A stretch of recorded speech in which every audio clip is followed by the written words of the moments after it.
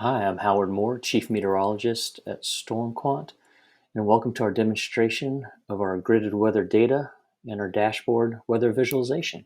Let's begin. What you're looking at right now are three windows, or what we call viewports. The left-hand one is showing a three-dimensional voxel view of reflectivity data looking from the south towards the north over the Cape Canaveral along the Florida East Coast. You can see Melbourne to the south, Palm Bay. On the right-hand side, we actually have, and I'm sorry, let me go back to this left-hand image. The left-hand image that we're three-dimensional view is actually a meshed view of radars from StormQuant radars from North Cape Canaveral Space Force Station, South Cape Canaveral Space Force Station, and the Melbourne NextRad radar. So we have three different radars meshed into creating this data imagery that you see on this left-hand side.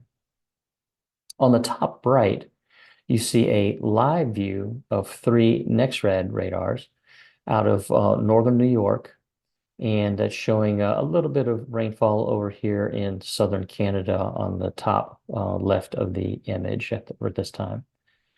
And on the bottom right, we have a radial image of the Melbourne NextRad data out of Florida, and that's historical. Mhm. So the first thing I want to do is draw attention to the highlights of those elements that I had described on the screen before. We talked about the meshing, multiple radars. So see here right now, I'm going to turn off, just toggle off the Melbourne radar. Now, at the time that we had our radars, the StormQuant radars, these were only going out approximately 45 miles from the location. So you see we have data from our northern radar and our southern radar over the Cape. I've turned off the Melbourne NextRad radar. I can toggle off our north radar or our South Cape Canaveral radar. You can see how it fills in spaces there and then bring back the Melbourne radar. And that's all three radars viewing it at the same time. So again, helps for the mitigation of X-band signal attenuation. It also then helps from different elements of three-dimensional angles that you have from multiple radars seeing the phenomena at the same time. The second thing I want to draw your attention to are our cross sections. So on the top, I'm going to go up to filters and I'm going to click on horizontal volume slice. And when I do that, I toggle it on, notice that the tops of the storms have been sliced off there. I'm going to click on the gear icon and it's going to show me at the altitude that it's sliced. Right now it's at 24,000, a little over 24,000 feet. Now I could take my cursor, hold the button, and simply drag to change the altitude I want to look at, or I could double click and type in a specific value. Now on the image, if I want a closer look, I can just zoom in and take a closer look at any portion that I want to. Okay. Now that's for obviously a horizontal volume slice. So let's look at vertical volume slice. So go back up to filters, toggle vertical on, and you notice that it puts a tool on my screen here, a little white square. I'm going to click on that and it gives me a green square and a green circle. That green square allows me to move this tool anywhere on the map. What the green circle does is it allows me to rotate my slicing tool at any angle I choose. So very rapidly at anywhere in this image, we can quickly create vertical and horizontal volume slices at any location, and then simply sweep in with our view to take a look at what that looks like up close. I'll go back to my horizontal and let's raise it up and you see inside the storms there. Now that gives you as the user quick ways to interrogate within the storm. Now, in addition to the vertical and horizontal volume slicing, on the right-hand side of the image here, we have our filter bar. I can place my cursor on the filter bar and simply filter out the level of intensity of reflectivity that we're viewing. That combined with our volume slicing is a very useful tool for evaluating what's going on inside the storms. So we'll turn those off. One particularly unique and valuable advantage of combining multiple radars into a single grid is the ability to estimate actual or true wind speed as opposed to radial wind speed. Let's take a look at that. We're going to transition into velocity image that we typically see from radars. What you're seeing here are shades of green, and those shades of green are indicating winds that are going towards a radar. Notice on the bottom left of the screen, we're looking at the Melbourne Next Red radar out of Melbourne, Florida. These shades of green are showing the wind speeds that are going towards that radar. The different colors of the greens or different shadings of the greens are indicating the different wind speeds. And that is shown with this legend on the right-hand side. Now, the disadvantage here is this is only radial velocity, which means that the radar is only indicating or picking up the portion of the wind speed vector that is going directly towards or directly away from the radar, which means it's parallel to the radar beam. Any portion of the wind speed that is perpendicular to the radar or perpendicular to the radar beam is not indicated. So you're not getting the true wind speed. You're getting winds that are relative to that radar. And so it makes it difficult to really understand what's happening here, other than a general idea that some portion of this wind speed vector is going towards that radar. But you don't know the exact direction of the winds and you don't know the true wind speeds. So let's take a look here at our StormQuant true velocity. We'll zoom in here so you can get a little better idea. Now we're looking at the same area here, and instead of looking at one radar, if you look down here, we're looking at, again, the Melbourne radar, the next rad. We're looking at TDWR out of Orlando International Airport, and we're including two StormQuant radars at North Cape Canaveral and South Cape Canaveral, Florida. And so we have a total of 4 radars here contributing to the data that we have. And as long as we have multiple radars contributing, and we actually have hydrometeors or something in the atmosphere that's reflecting off of, we can get an indication, we can triangulate and get an idea, a much better idea of what's happening at the winds here. So not only do we have the shaded colors indicating the wind speeds, again, captured by the legend on the right-hand side, but we also have an estimation of the true wind speed because it's triangulating data from multiple radars to give an idea of what's actually happening, where the winds are going, what direction, and at what velocities. And we can go up in the atmosphere. And as we go up, you see how it adjusts and changes.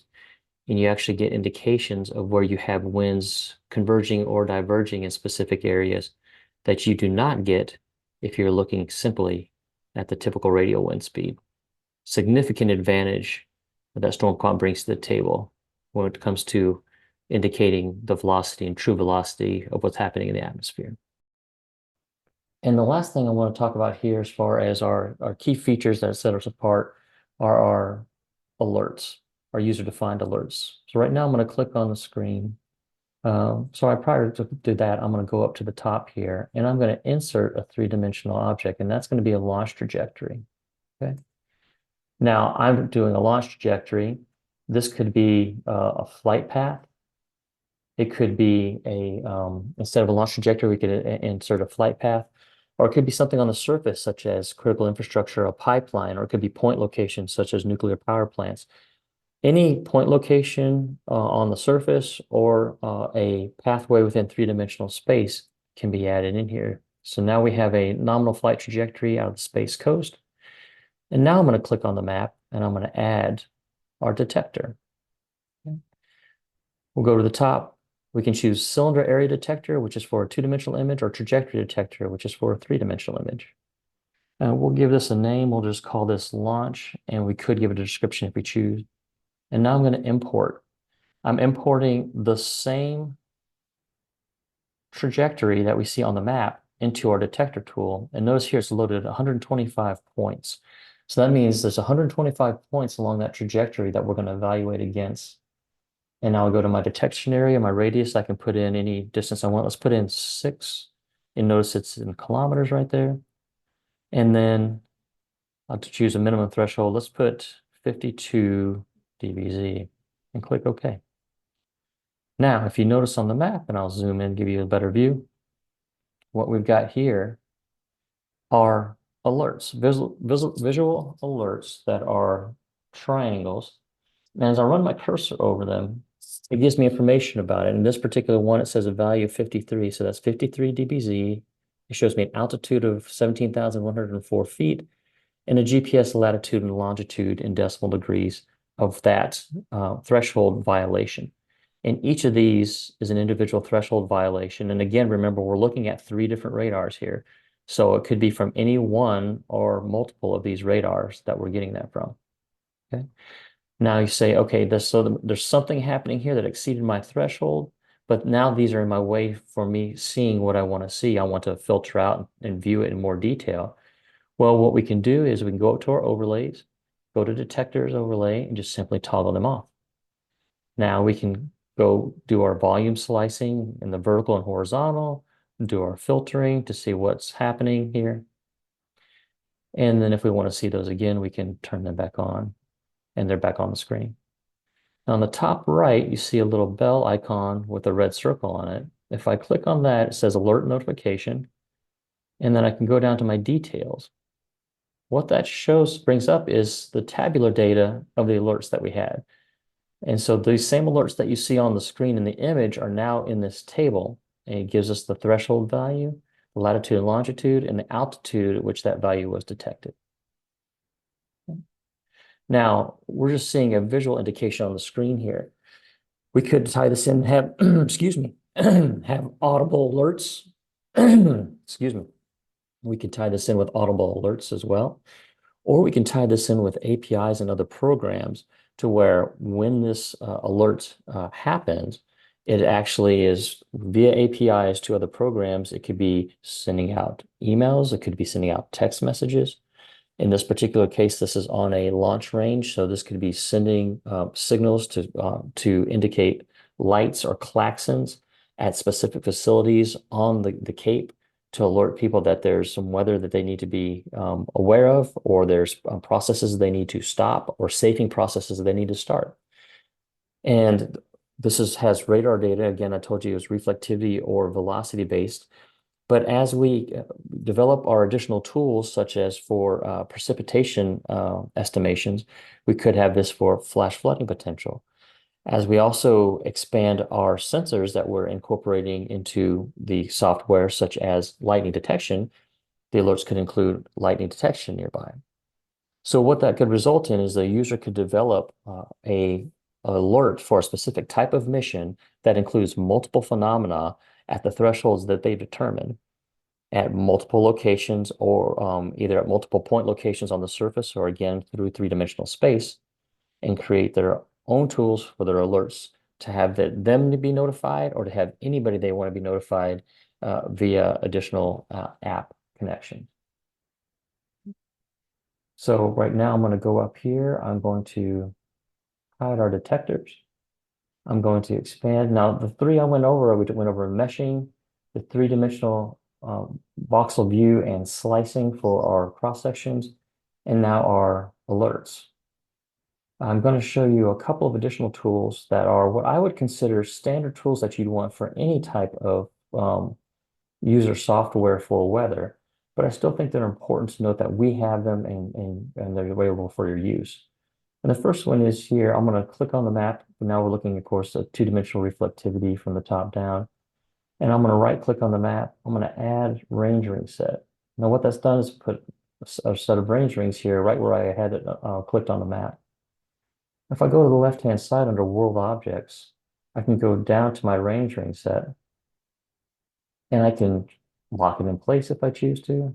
I can give it a name. I can change the specific location by double clicking and putting in the lat long that I want. Or again, I can hold down and I can simply slide my cursor in here and it will adjust to where I want it on the map.